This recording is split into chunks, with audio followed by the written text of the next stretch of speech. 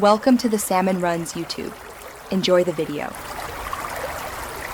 You start by confirming prerequisites: installed mission planner, proper drivers, and a charged vehicle. Connect the flight controller via USB or telemetry and select the correct COM port and 115,200 baud.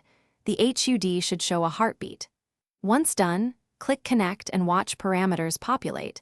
This confirms communication. Make sure to save a parameter backup to disk before flashing or altering values so you can restore quickly. This prevents accidental loss and speeds troubleshooting later. Next, you configure critical systems. Go to Setup and perform accelerometer and compass calibration first, then radio calibration. Follow on-screen prompts and move stick slowly.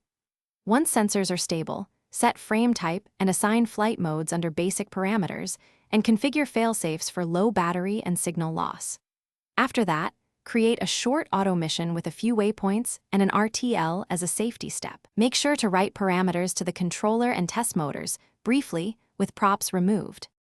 For final checks, perform a tethered hover or low-altitude flight to observe stability and telemetry.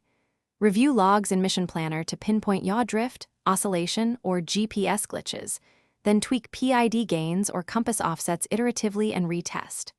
Once satisfied, save a fresh parameter set and export your mission.